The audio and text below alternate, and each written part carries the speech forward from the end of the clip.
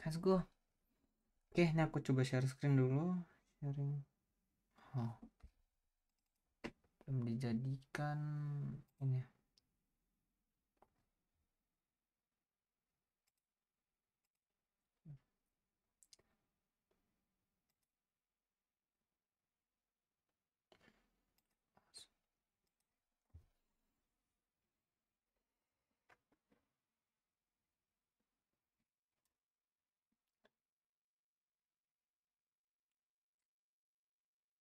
Ah, enggak. Ini harus share screen. Ini.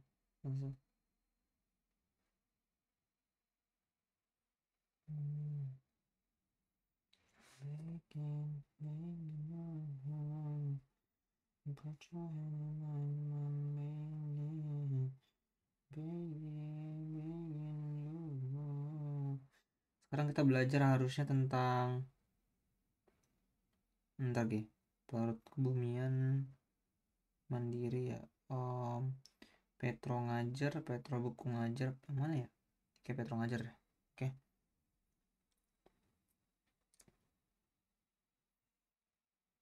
Udah kelihatan belum ya? Kok masih di sini?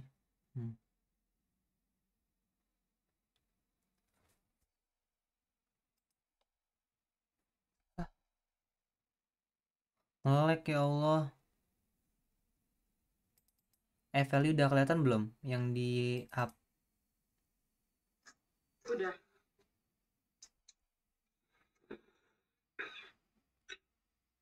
Oke. Jadi sorry tadi tiba-tiba jaringannya putus.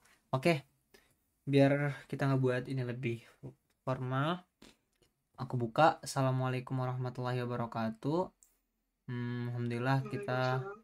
masih diberikan kesehatan oleh Tuhan Yang Maha Esa, Allah Subhanahu wa taala, sehingga pada sore hari di Indonesia dan malam hari di belahan bumi yang berbeda ini kita masih dapat diberikan kesempatan untuk belajar bareng lagi tentang seputar ilmunya yang punya Tuhan juga, ilmunya Allah juga ya, ini ilmu kebumian. Oke. Pada pertemuan sebelumnya kita udah belajar tentang dasar-dasar ilmu kebumian, diantaranya yakni tentang seputar lempeng tektonik beserta teman-temannya. Sekarang kita bakal pindah ke yang lebih kompleks, kayak untuk yang lebih kompleks kita akan belajar tentang petrologi. Petrologi itu apa? Pertama-tama, petrologi itu berasal dari dua kata, yakni petro dan logi. Dimana petro itu artinya batu dan logi itu artinya keilmuan. Jadi petrologi itu bisa disimpulkan adalah suatu keilmuan yang dimana itu tuh mempelajari tentang batu. Ngelag lagi. Sorry. Ini jaringannya tiba-tiba rusak. Sorry banget keluar lagi. Tadi tiba-tiba keluar ya? Tadi Tiba-tiba. kekat. Nggak kedengaran. Tadi kekat. Iya, gara-gara tadi tiba-tiba jaringannya rusak lagi keluar. Oh, jelas kan? Terusnya keluarnya aku coba cek. Ya, seperti itu mempelajari tentang keilmuan tentang batu petrologi. Di sini kita bakal belajar tentang petrologi mungkin dari dasar-dasarnya dulu, karena batu itu sejatinya dasarnya itu adalah magma, atau mungkin bahasanya itu yang lebih enak dipahami itu sebagai lava. Jadi di sini kita bakal belajar tentang itu dulu dan kedepannya ya tentang ya begitu. Oke, ini kayak salah deh audio input. Kok harus tambah lagi?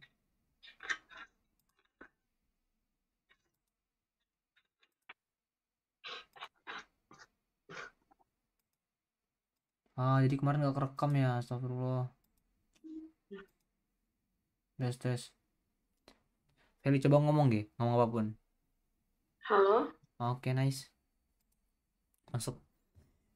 Oke, kita langsung lanjut aja, mempersingkat waktu supaya kita bisa belajar banyak juga, karena petrologi ini merupakan salah satu bab materi yang paling panjang dalam ilmu kebumian. Ini bisa mencangkup bahkan sampai 30% dari soalnya gitu, soal kebumian yang biasanya ada di olimpiade. Pertama kita belajar tentang rock cycle dulu. Rock cycle. Ada apa tentang rock cycle? Jadi di rock cycle ini ada, bisa kita bilang, Dasarnya itu ada 3 jenis batuan. Jadi batuan petrologi itu dibagi menjadi 3 jenis. Oke, bentar aku ambil pensilku dulu. Pertama itu ada batuan beku. Sorry. Ada batuan beku, ada batuan sedimen, batuan metamorfik. Ketiga batuan ini itu beda-beda. Ada ciri-cirinya, terbentuknya beda. Pokoknya udah benar-benar beda gitu. 3 jenis batuan yang benar-benar berbeda. Untuk perbedaannya gimana nanti bakal kita bahas. Tapi di sini di Rock Cycle kali ini batuan itu dimulai dari magma. Ini adalah dasar segala batuan, magma. Magma di sini nantinya dia bakal mengalami pendinginan dan kristalisasi. Ya nggak sih? Kan magma dia bakal naik.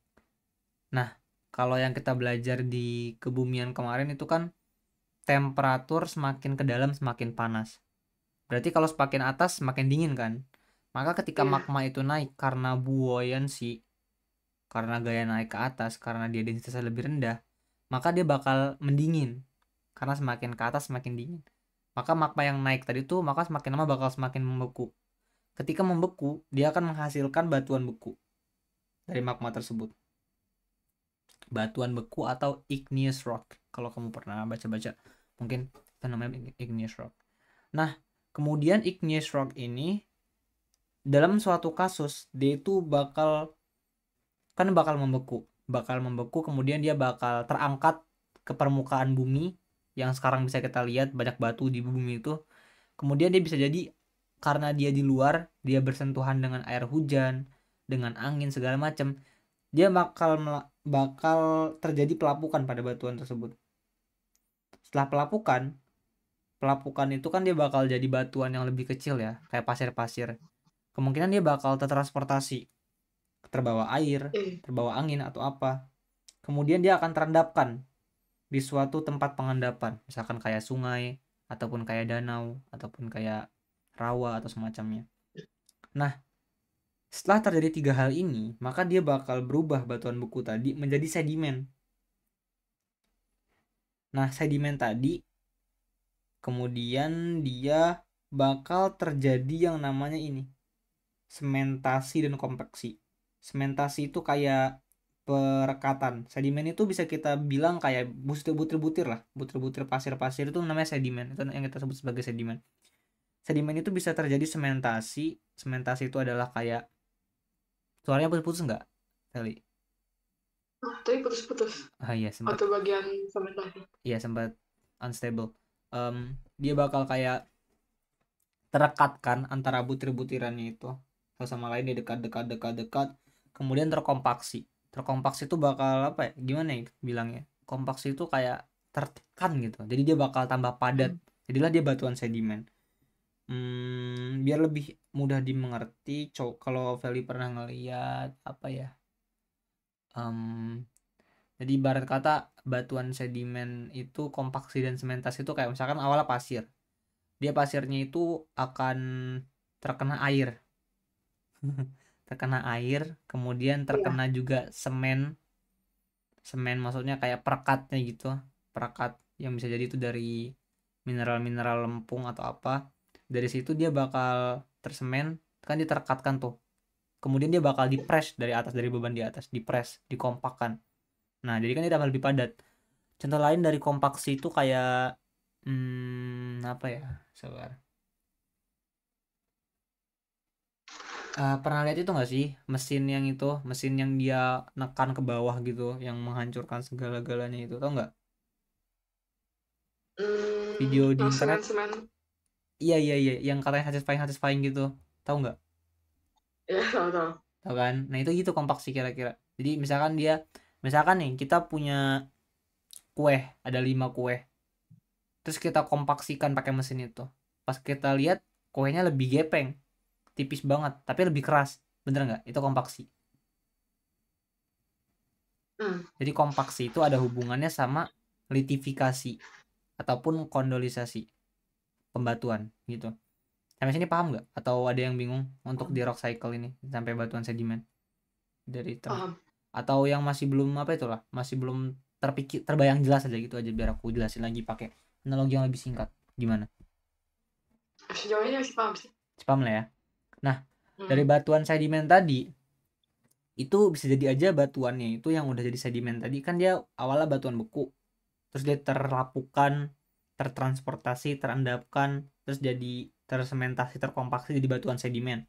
Yang ini sedimen. Iya. Bisa jadi batuan sedimen itu dia bakal jadi batu beneran. Batu sedimen itu contohnya kayak kalau kamu pernah ngelihat batu pasir atau apa, itu ada namanya sandstone kalau di Minecraft, kalau pernah main.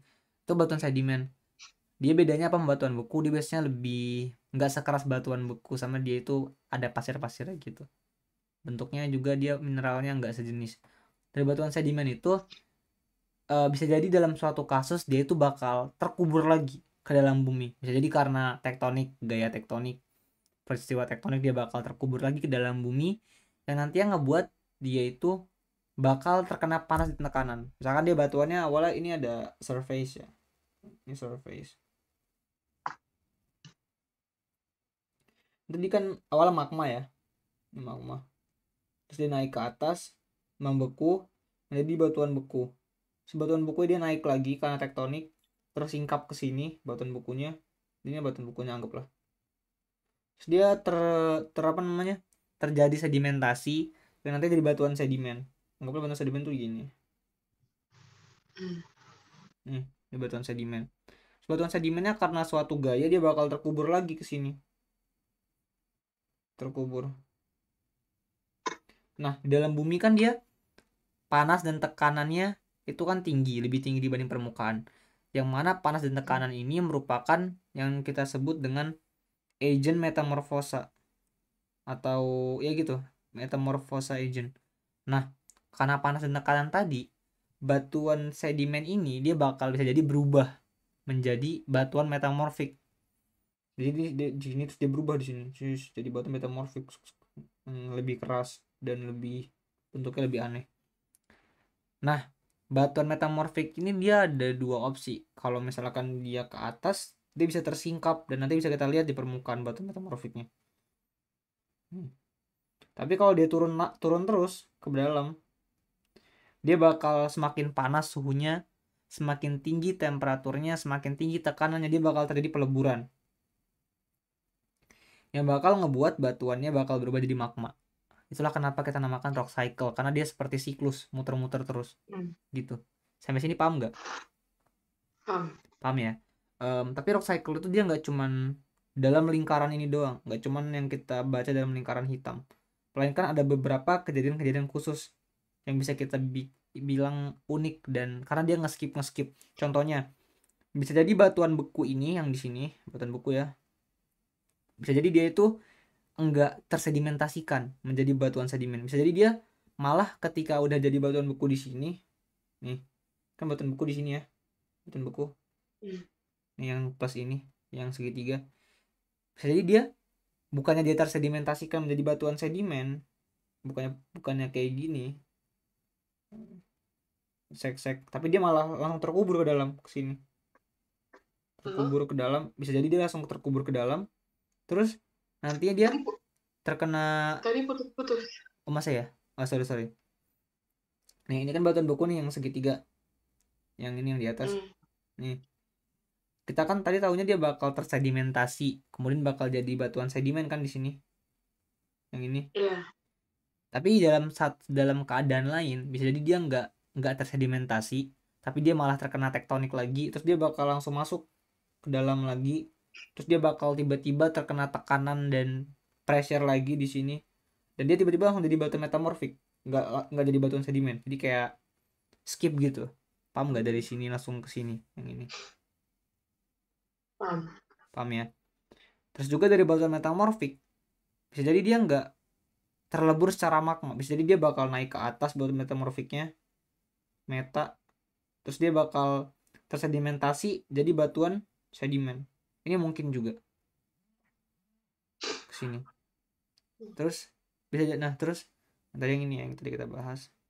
Terus yang satu lagi nih keadaan unik yang lain, bisa jadi juga batuan sedimennya yang ini yang sedimen ini bisa jadi dia nggak turun ke bawah, bisa jadi dia nggak turun ke bawah terus jadi batu metamorfik, jadi dia ketika masih jadi batuan sedimen di atas di permukaan, dia bakal terpelapukan lagi, tertransportasi lagi dan terendapkan lagi, sehingga dia bakal jadi batuan sedimen yang lain, berubah bentuk tetap dari jadi sedimen menjadi batuan sedimen lain gitu.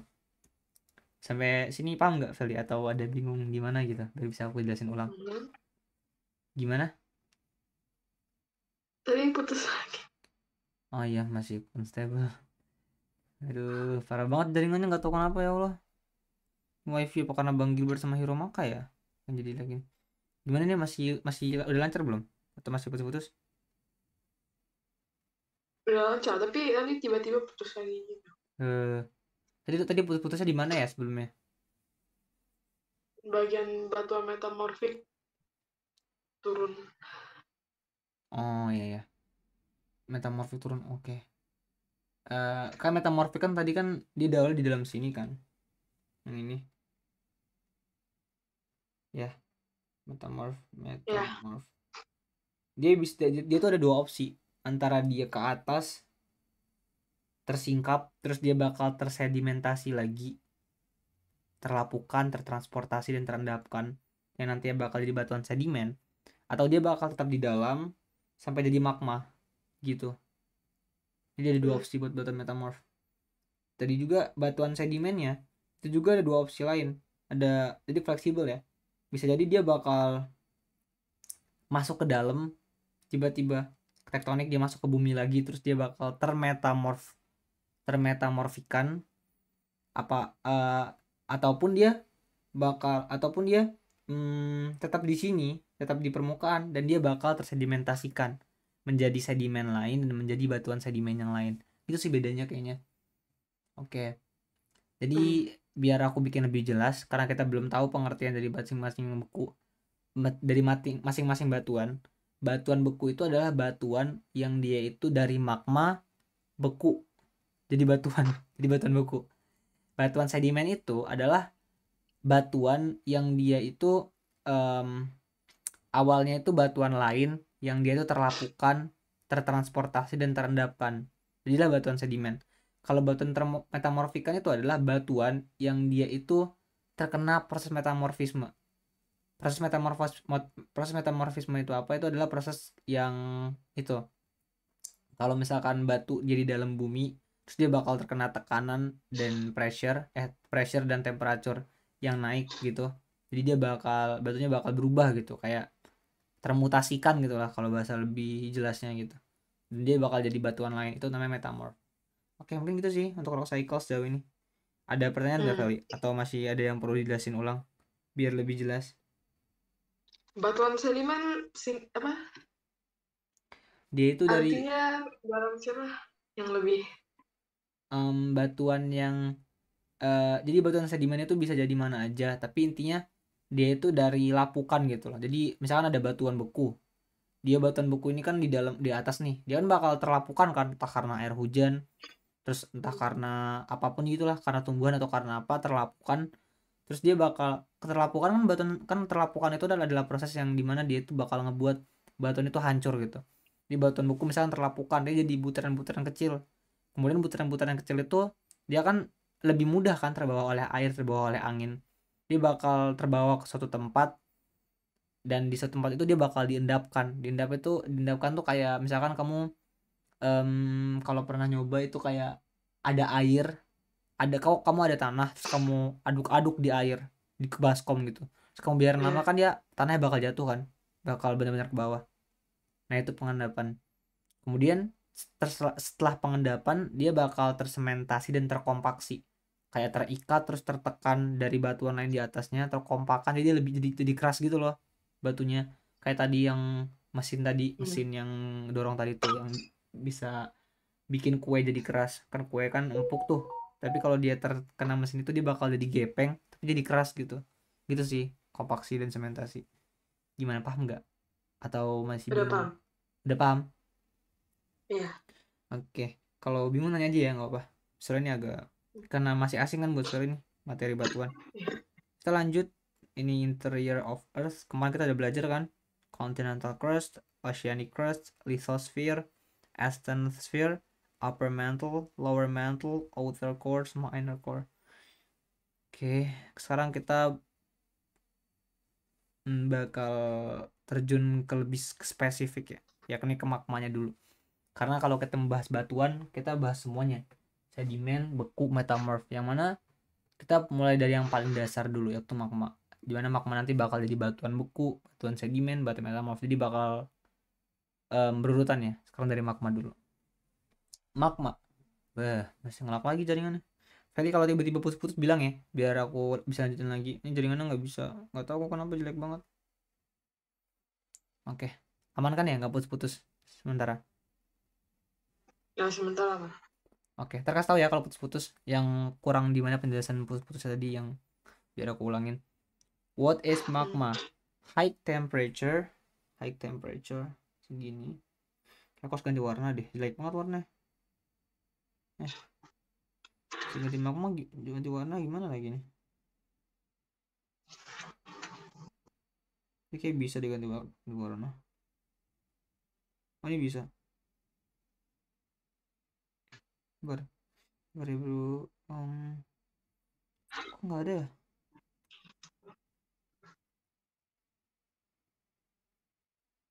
Bingung.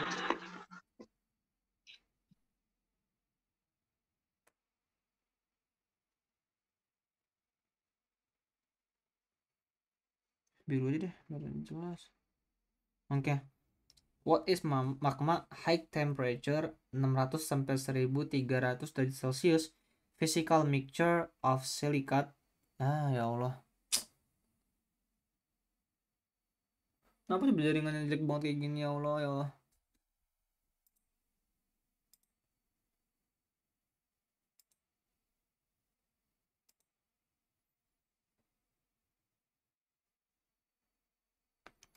Lempar terus loh.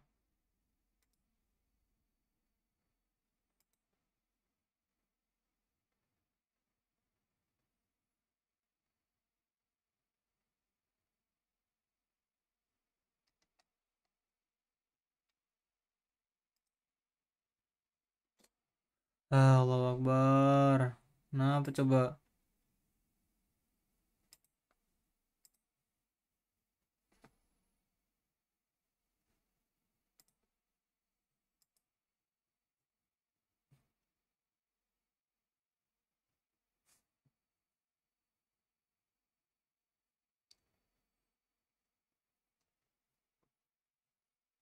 Parah banget jaringannya.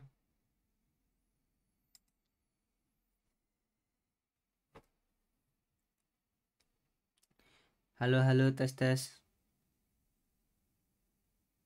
Hah? Sorry, jaringannya parah Tadi banget. ke itu lagi. Tiba-tiba kelempar. Gimana? Tadi jaringan ke itu lagi. Jadi lanjut magma aja. Oh iya, oke. Ini aku lanjutin ya. Magma itu adalah high temperature 600 sampai 1300 derajat physical mixture of silicate melt, crystalline product, and possibly also evolved fluids and gas. Ini pengertian secara teksnya. Dia adalah high temperature, bertemperatur tinggi. Physical mixture, dia gabungan fisik antara silicate melt, lelehan silika, crystalline products, mineral, kita kenal sebagai mineral. Aduh, jaringannya parah banget, aku nggak paham nih mau diapain. Putus-putus ya tiba-tiba ya. Gimana Feli? Putus. Allah Akbar, bingungnya. Ntar aku cari solusi dulu deh. Gimana ya?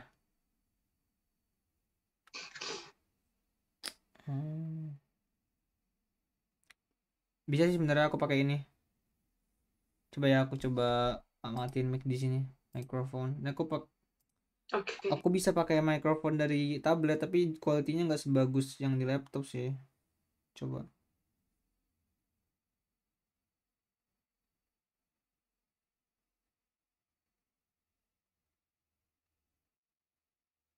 Halo, tes tes.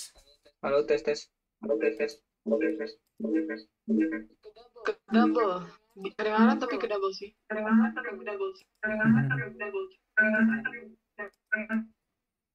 Sabar, sabar. Sabar, sabar. Parah banget ini Parah banget bubble ini nih. bubble nih.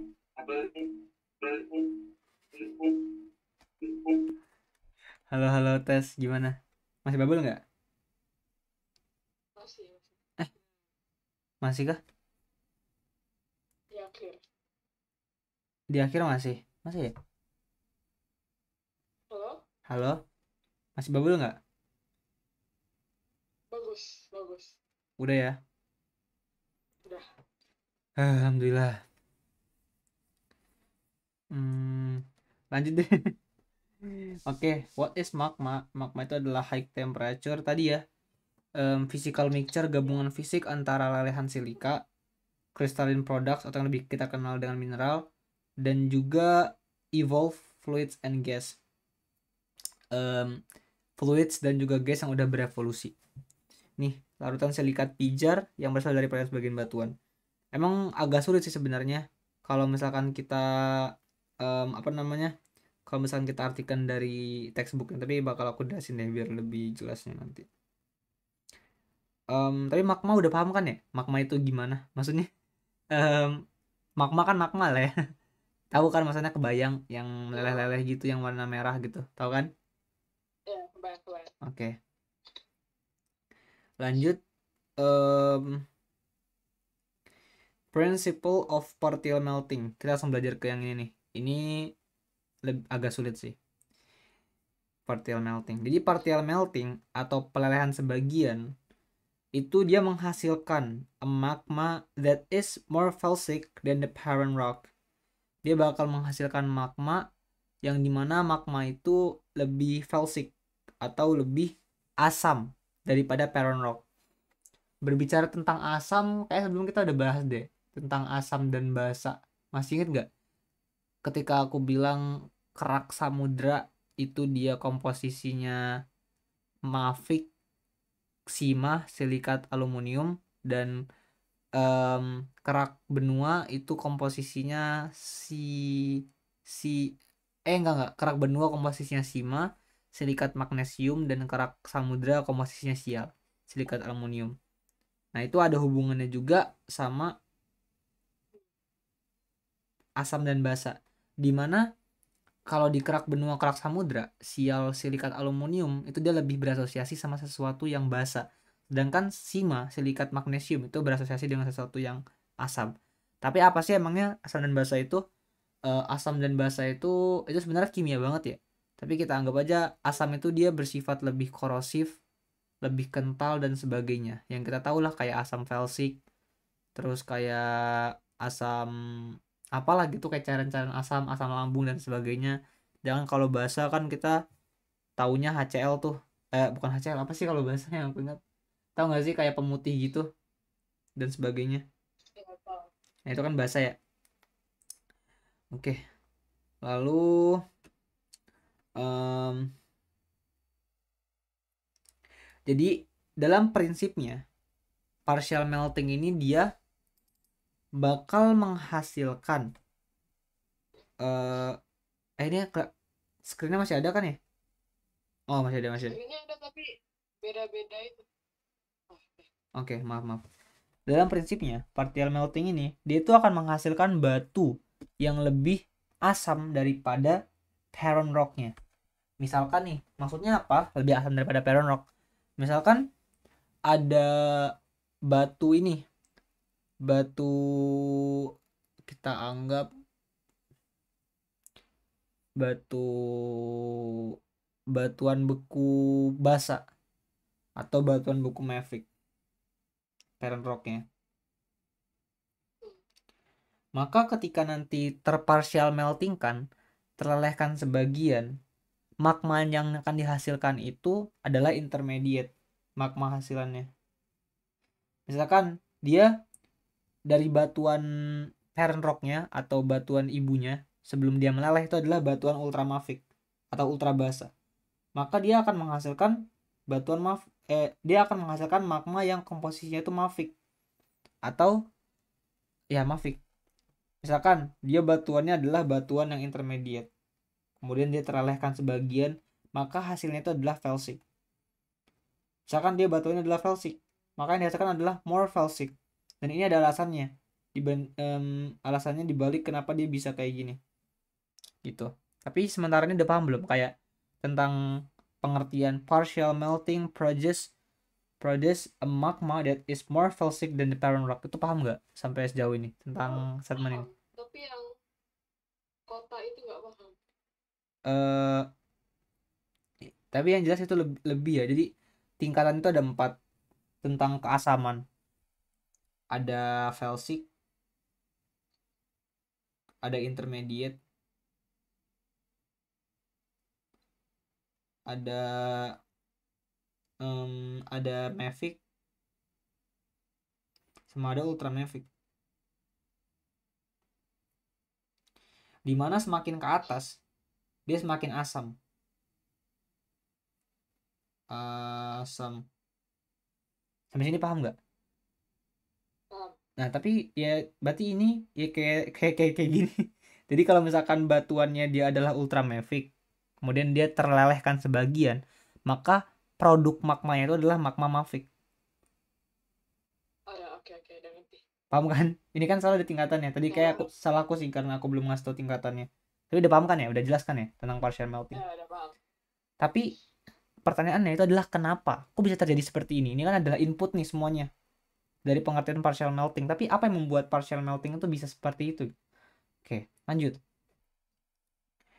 Nanti kita bakal bahas tentang ini adalah partial melting. Jadi ini adalah partial melting itu ada 4 tipe. Ada 4. Ada diferensiasi, ada fractional kristalisasi, ada asimilasi, dan ada magma mixing. Ini adalah bagaimana magma terbentuk. Itu ada 4 ini. Ada diferensiasi. Ini adalah penyebab kenapa lebih asam tadi tuh. Ada 4 ini. Oke. Nah, tapi sebelum itu kita kesini dulu. Magma crystallization, kita bakal belajar why do magma rise.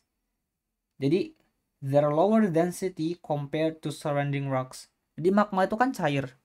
Dimana benda yang cair itu dia massa jenisnya itu lebih rendah. Bener nggak? Lebih rendah. Nah, karena magma itu dia cair, sedangkan batuan di sekitarnya itu asam, kan ada perbedaan densitas. Dimana magma yang cair itu lebih rendah. Karena dia lebih rendah, maka dia akan punya kecenderungan untuk terangkat ke atas. Gitu. Itulah yang dinamakan sebagai gaya buoyancy. Tuh. Because the boundary between mantle and crust has a density jump from 3.3 to 2.8 gram per centimeter cubic, the buoyancy of basaltic magmas is strongly reduced. Kenapa demikian? Kenapa dia bakal strongly reduced? Karena ketika dimantel, dia itu kan batuannya lebih densitasnya lebih tinggi 3,3. Terus ketika di crush dia itu 2,8. Misalkan kita anggap magma itu densitasnya cuma 1,5. Maka ketika dimantel, dia kan ini kan apa namanya? Selisihnya kan tinggi banget. Selisihnya kalau nggak salah sekitar 1,8 lah selisihnya. Sedangkan di sini dia selisihnya cuman 1,3. Jadi yang di sini yang dimantel ini mantle dia itu buoyansinya lebih tinggi. Paham gak tentang ini? Tentang pernyataan kedua? Iya, paham. Paham ya? Oke. Tadi tentang yang tadi, tentang magma yang tadi ini, tentang partial melting, kita bakal bahas di sini tentang 4 ini. Jadi ada 4 tipe, ada differentiation, ada fractional crystallization, ada assimilation, ada magma mixing. Jadi kenapa partial melting itu bisa menjadi lebih asam dibanding batuan induknya? Itu karena ada 4 hal ini. Oke. Nah, di sini sebelum kita lanjut ke page selanjutnya, kita di sini diperlihatkan sebuah ilustrasi ya, tentang magma yang naik di sini. Ini magmanya yang baru partial melting di paling bawah, magma yang baru jadi. Kemudian dia bakal naik, kemudian dia di tag, tapi ini kayak nggak penting deh, kita lewatin aja. Oke, pertama kita mulai dari differentiation. Apa itu differentiation? Oke, lanjut. Udah ganti belum, Feli? Udah kan ya? Atau belum? Udah ke differentiation. Soal di laptopku belum. Atau aku kayaknya nge-lag deh. Aduh. Udah, saya udah nih. Udah kan? Oke. Magma yang naik mendekati permukaan bumi biasanya mengalami berbagai ubahan kimia dan mineralogi melalui proses-proses yang disebut diferensiasi. Mengapa disebut diferensiasi? Karena dia itu bakal membeda gitu. Komposisinya bakal membeda, diferent gitu. Yang menghasilkan bermacam-macam batuan beku dengan komposisi kimia yang berbeda-beda. Differentiations, proses-proses yang menghasilkan magma turunan atau derivatif magma yang berbeda komposisi kimia dan mineralogi dari primitif parental magma. Maksudnya gimana? Magma turunan itu adalah magma yang udah lama lah, yang udah naik ke atas, yang udah lebih dekat sama permukaan. Sedangkan kalau magma primitif parental magma itu adalah magma yang baru, ibarat kata magma itu baru meleleh gitu, baru meleleh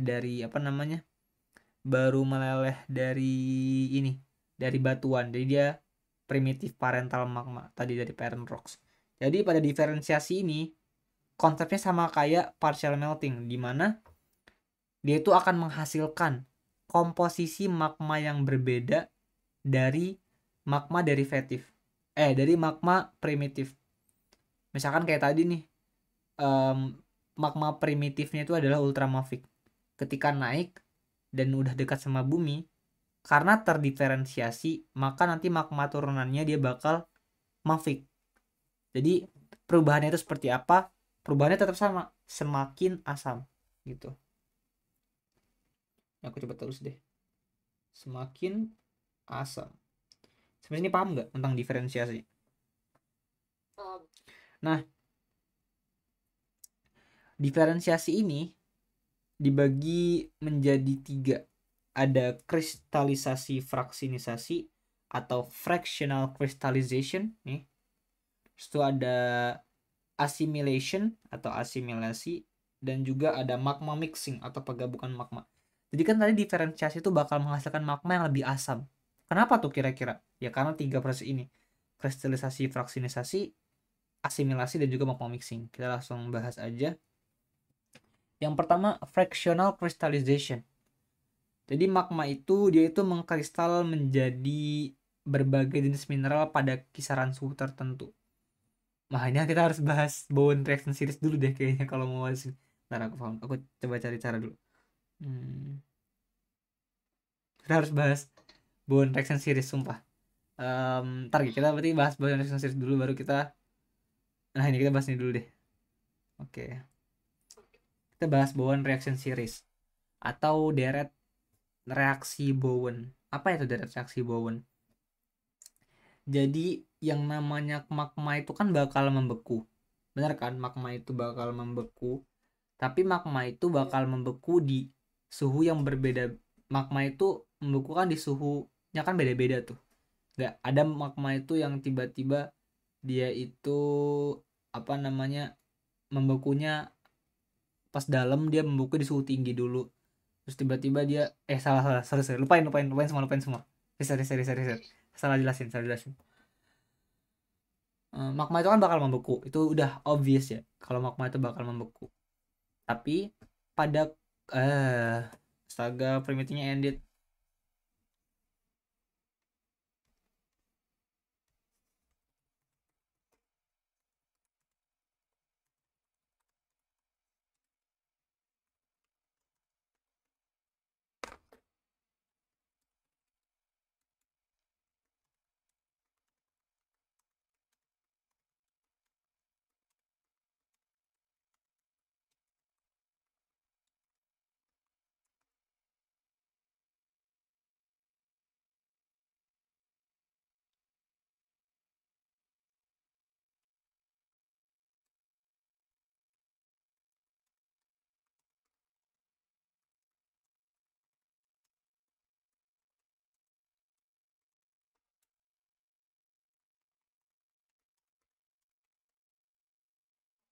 Tomaranai.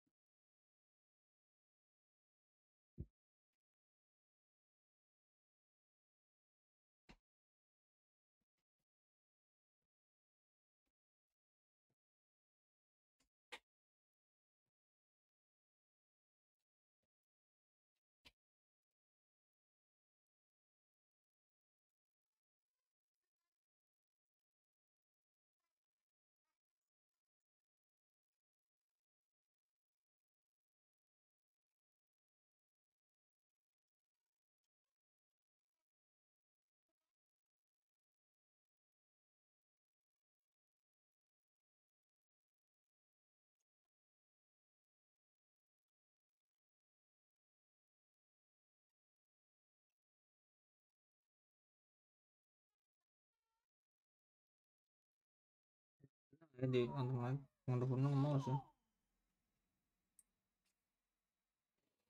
Teng teng teng teng teng teng teng teng teng teng teng teng.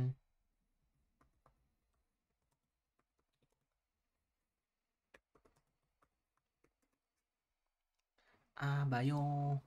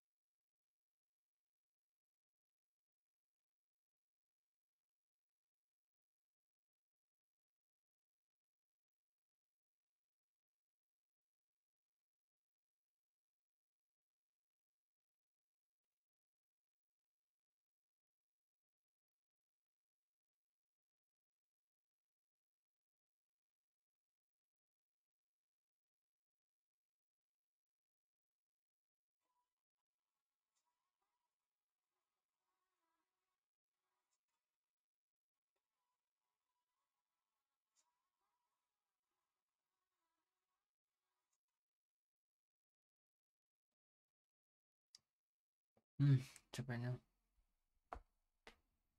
Sebentar. No.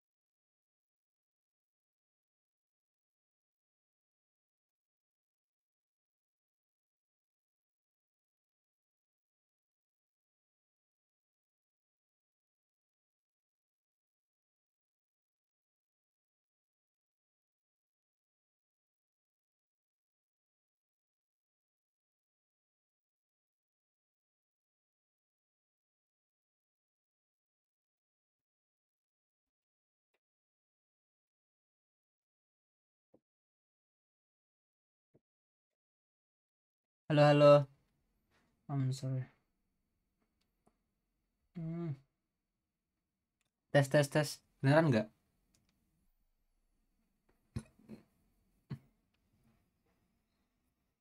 Halo? Halo? Beneran kan? Sorry, sorry, aku lupa. Yang mau tidur-tiduran tadi malah rebahan. Duh. Oh.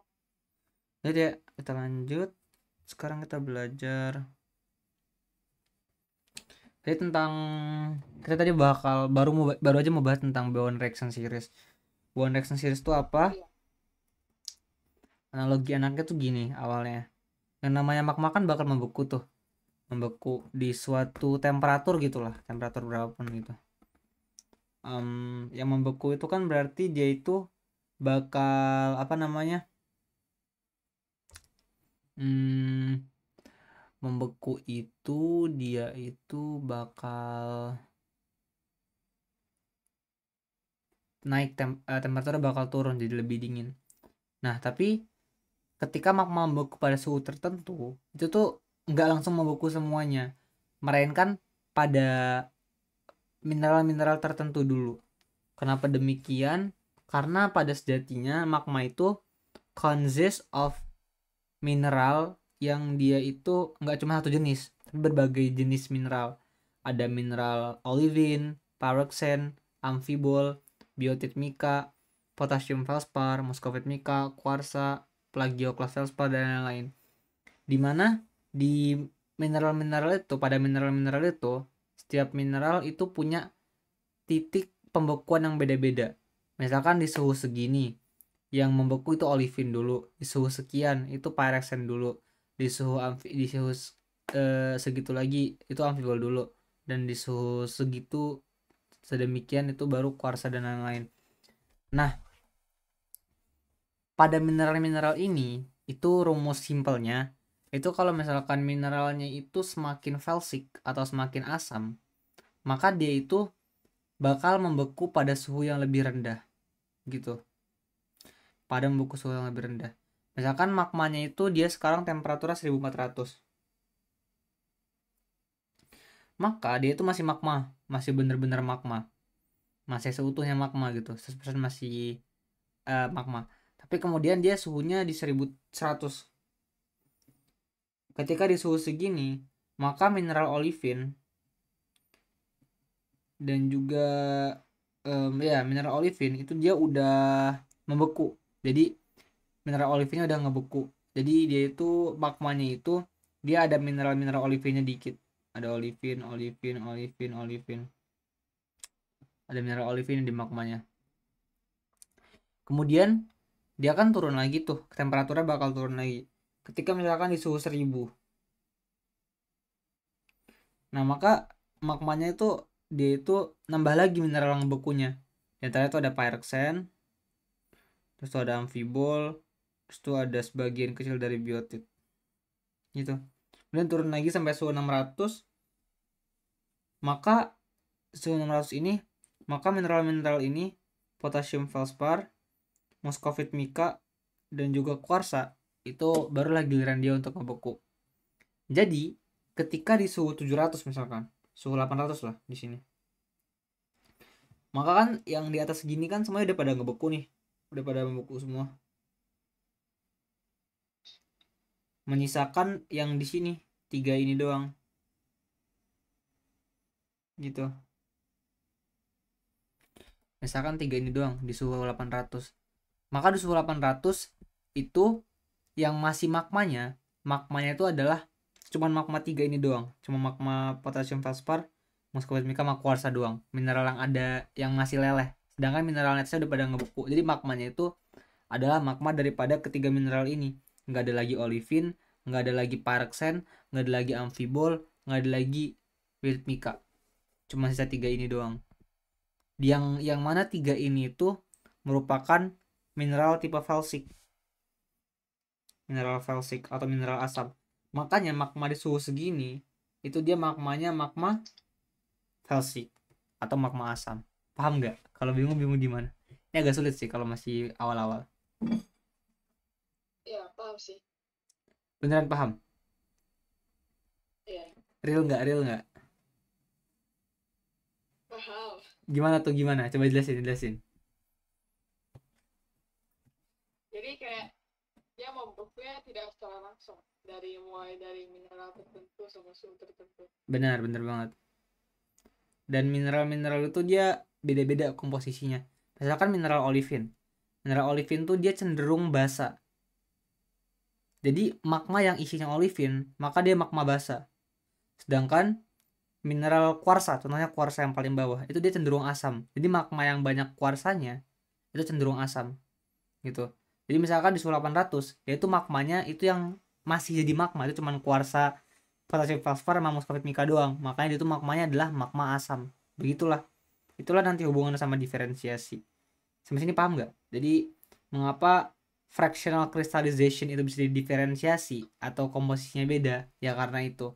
Karena magma mengkristal menjadi berbagai jenis mineral pada kisaran suhu tertentu sehingga suhu pengkristalan berbagai mineral berbeda-beda. Karena sebagian lelehan magma mengkristal, maka komposisi lelehan akhir berbeda dengan lelehan semula. Mineral-mineral mengkristal secara sistematis tergantung kepada titik lebur atau melting points masing-masing gitu. Jadi misalkan dia sekarang ini awalnya nih magma di dalam bumi yang di sini itu dia itu masih komposisinya masih ultramafic, anggaplah ultramafic. Kemudian kan dia turun tuh, dia naik tuh. Naik kan misalkan sini suhunya masih 1500. Sini suhunya tinggal 800. Berarti magma yang di sini, yang ini tuh, dia tuh tinggal magma felsic doang yang udah lebih asam. Gara-gara yang tadinya itu mineral-mineral yang basalnya itu yang mineral-mineral mafic, mineral-mineral basa itu udah pada ngebeku di sini. Susu ini. Makanya magma di sini cuma felsic doang. Itulah yang kita sebut sebagai fractional crystallization atau kristalisasi sebagian. Oke, gitu. Paham ya? Paham lah ya untuk sampai saat ini diferensiasi fractional crystallization. Oke. Kalau bingung ntar tanya lagi aja. Lanjut. Ya ini nih, gini kira-kira nih. Ilustrasi yang lebih jelas nih. Ini dia awalnya yang di A, dia magma body, kemudian dia karena suhunya turun, dia yang olivin udah pada jadi mineral, udah mengkristal, sehingga yang di sini sisanya itu dia itu tinggal magma asam karena dia bahasanya udah pada ngebeku gitu. Kemudian contohnya ya ini juga, ya gitulah intinya, dia bakal itu. Lanjut kita bakal bahas tentang asimilasi atau assimilation dan juga magma mixing. Asimilasi itu apa? Mengapa dia termasuk ke dalam diferensiasi? Itu adalah perubahan komposisi magma sebagai akibat adanya reaksi antara magma dengan batuan dinding yang berkomposisi berbeda. Jadi itu asimilasi. Misalkan nih, ini ada magma. Ini ada magma ya. Ini magmanya itu dia itu yang di sini kita anggap ini tuh dia adalah magma mafic. Kemudian batuan di sekitarnya itu adalah batuan felsic atau batuan asam. Nah, kan magma itu kan dia panas kan. Bak eh, itu tuh enggak mustahil bahwa magma ini bakal melelehkan sebagian kecil batuan-batuan di sekitarnya. Jadi batuan-batuan yang nempel di sini, yang nempel-nempel nih batuan sekitarnya ini, yang batuan beku asam, dia bakal ikut meleleh juga gitu dan gabung sama magma ini sebagian kecil. Jadinya karena magma ini mafic tapi dia kecampur dikit sama batuan felsic di sekitarnya, di samping-sampingnya, maka dia magmanya bakal cenderung berubah komposisinya jadi lebih felsic gitu. Paham nggak? Paham lah ya. Oke. Kenapa cuma felsic doang? Gimana kalau misalkan di sekitarnya ini magma mafic? Apakah mungkin terjadi sedemikian rupa? Menurut aku nggak mungkin. Tahu kenapa? Karena mafic itu dia em, titik lelehnya tinggi. Jadi misalkan batuan mafic itu dia baru akan meleleh di suhu 1200. Anggaplah seperti itu. Sedangkan batuan felsic dia baru meleleh di suhu 1600, di suhu udah bisa meleleh di suhu 600 bahkan. Batuan felsic ini mafic 1200. Jadi misalkan magmanya felsic. Nih misalkan ya kita anggap sebelahnya Mafic. Kan magma Felsik kan suhunya 700 ya, anggaplah 700. Sedangkan sebelahnya itu nggak akan bisa leleh karena sebelahnya itu kalau misalkan magma Mafic, kalau misalkan batuan Mafic di sekitarnya, maka dia kalau mau melelehkan itu minimal punya suhu 1200 gitu. Jadi makanya nggak akan mungkin terjadi sebaliknya. Yang paling masuk akal adalah ketika magmanya Felsik, batuan sekitar ketika magmanya Mafic, batuan di sekitar Felsik, maka bakal meleleh batuan di sekitarnya sebagian kecil gitu. Oke, paham gak? Paham. Paham ya? Oh, mantap, mantap, mantap Feli. Oke, itu tentang magma asimilasi. Lalu sekarang kita ke magma mixing. Magma mixing itu apa? Itu adalah proses pencampuran magma induk. Jadi dia adalah ketika ada dua dapur magma yang bertemu dan kemudian bergabung, dia bakal menghasilkan komposisi yang merupakan penggabungan dari batuan tersebut. Misalkan dapur magma yang ini adalah komposisinya di sini adalah mafic yang ini. Aduh, kenapa nih? Kenapa? What the? Misalkan di sini dia batuannya felsik. Kalau mereka misalkan ketemu tuh tiba-tiba dua dapur magma dan bergabung, maka magma magma yang dihasilkan adalah magma intermediate. Ini yang disebut sebagai magma mixing. Oke. Tiga itu doang sih. Kalau untuk diferensiasi magma cuma itu doang. Ini kenapa titiknya muncul semua tuh? Gak jelas banget. Oke. Lanjut. Misal andesit sebagai hasil penyambaran magma basal dengan magma riolit. Jadi magma ini kita ada istilah baru ya buat ini. Jadi andesit itu istilahnya itu mirip-mirip sama-sama sama intermediate. Ini masih mirip. Di sini kan dia pakai bahasa andesit sama aja ke intermediate. Terus tuh magma basalt sama aja. Sorry banget yang aku lupa ngasih istilahnya. Sama aja kayak magma mafic atau dalam kurung basah. Terus tuh magma riolit, ini riolit. Salah. RIOLIT. Riolit itu sama dengan felsic atau asam. Itu. Oke. Sejauh ini diferensiasi apakah ada pertanyaan atau udah paham dengan komplit? Udah Atau paham. benar nih? Yakin? Yakin. Keren sih udah paham first attempt. Tapi karena aku belum percaya banget, kamu harus ngejelasin sesingkat-singkatnya tiga-tiganya. Ya nggak apa-apa, sebisanya aja. Biar aku pengen ngeliat sejauh apa pemahaman kamu. Soalnya bisa aku lengkapin lagi. Coba dari magma, dari kristalisasi sebagian aja deh, dari fractional crystallization. Oke. What? Fractional crystallization. Iya. Itu yang tadi Bowen reaction series. Iya, Bowen reaction series. Itu paham kan? Terus apa hubungannya fractional crystallization sama Bowen reaction series? Kayak sama aja. Beda sih, itu kayak kebalikan aja sih. Tapi bedanya apa? Ya gini lah. Fractional crystallization tuh pakai konsep daripada Bowen reaction series, tapi maksudnya gimana gitu konsepnya? Saya kira sama. Hah, gimana? Ya bisa dibilang hampir sama, tapi Bowen reaction series tuh kayak penjelasan lebih detailnya sih. Tapi ya gitu. Menurut Feli gimana penjelasannya? Yang Feli tangkap aja sejauh ini. Yang saya tangkap ya Bowen reaction series. Gimana tuh? Yang magmanya terbeku tidak secara langsung dari chemical yang berbeda dulu, material, mineral. Oke, paham.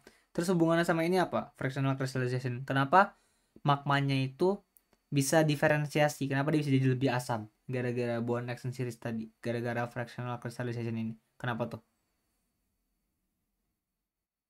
Kenapa? Iya, kenapa gue nanya? Tadi loh, yang magmanya ada yang ngebeku sebagian, terus sisanya apa gitu. Itu gimana? Apa? Yang magmanya ada yang ngebeku sebagian, terus magma sisanya tuh magma yang bagaimana gitu loh. What? Yang di ilustrasi ini, kamu bisa jelasin ulang nggak yang di ilustrasi ini? Yang ABC yang di screen. Tidak. Wah, ini aku udah ulang deh. Bukan yang bawah dia series ya, itu emang beda. Beda dikit. Soalnya ini kayak penerapan daripada Bond Reaction Series di fractional crystallization. Kalau Bond Reaction kan cuma kayak konsep doang tuh. Ini kayak penerapannya. Jadi kenapa kan kita bagi bahas tentang diferensiasi. Diferensiasi itu adalah dimana nantinya itu magmanya itu bakal berbeda dari magma asal. Itu dia konsep dasar diferensiasi. Kemudian salah satu diferensiasi itu adalah fractional crystallization. Kenapa sih fractional crystallization itu bisa menghasilkan magma yang komposisinya berbeda? Nah, jawabannya adalah gini. Misalkan dia itu ada magma. Magmanya itu dia itu adalah dia masih magma mafic yang dia itu bermacam-macam. Di suhu 1500. Misalkan ini masih suhu 1500 deh. Magmanya masih mafic, anggap aja karena dia masih lengkap. Kemudian dia turun kan karena semakin lama semakin dingin. Di sini ini suhunya udah jadi anggap aja 900. Di suhu 900, maka batuan ini, olivin dan lain sebagainya dia udah ngebeku. Dan sebagian terus udah ngebeku. Kita kenapa nih? Nggak usah digeser. Nggak usah di scroll. Oh, nih. Dia udah ngebeku. Jadi di sini ini yang ngebeku-beku nih, ini olivin nih, yang ngebeku hijau-hijau nih, hijau-hijau. Yang ini. Jadi dia magmanya udah sebagian olivinnya ngebeku. Makanya dia jadi magma yang intermediate. Anggap aja di sini intermediate. Kemudian dia suhunya turun lagi. Karena udah ngebeku, jadi yang sisa merah-merah ini loh, maksudnya. Dia tinggal di bawahnya yang enggak mafik dulu. Oke, nah lanjut ya.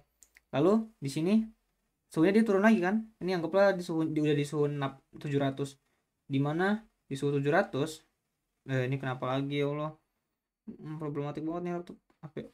Suhu 700. Ini olivin, pyroxene, amphibo udah pada pebuknya udah pada ini semua nih, udah pada tewas. Olivin, pyroxene, amphibo sama biotit. Jadi tinggal sisa yang bawah-bawah. Jadi makanya magma di sini udah tinggal yang felsic doang. Itulah kenapa fractional crystallization itu dia jadi lebih asam magmanya. Seperti itu kali. Oke, berarti udah paham lah ya fractional crystallization. Udah. Oke, sekarang jelasin assimilation sama magma mixing yang Feli paham. Hah? Orang nelpon. Sabar, ada telepon. Ini dari fotonya, ya kalau magmanya mafic, terus batuannya felsic, mereka bisa bercampur, soalnya batuannya yang pinggiran tuh bisa meleleh. Iya. Terus. Tapi memang kalau magmanya felsic, batuannya mafic katanya tak bisa bercampur. Kenapa tuh? Karena batuannya perlu suhu yang lebih tinggi untuk bercampur. Sweet. Lanjut. Terus kalau magma mixing gimana? Magma mixing cuman ya kegabung. Mafic sama felsicnya kegabung. Ya, oke. Mantap. Berarti sementara udah paham. Ini kayak nanti kita bakal kelempar deh gara-gara waktunya habis. Tapi kita selanjutnya bakal bahas tentang igneous environment. Terus tuh bakal bahas juga tentang dike and silt. Terus tuh kita bakal masuk ke batuan beku. Oke. Berarti Maman Felis jauh ini.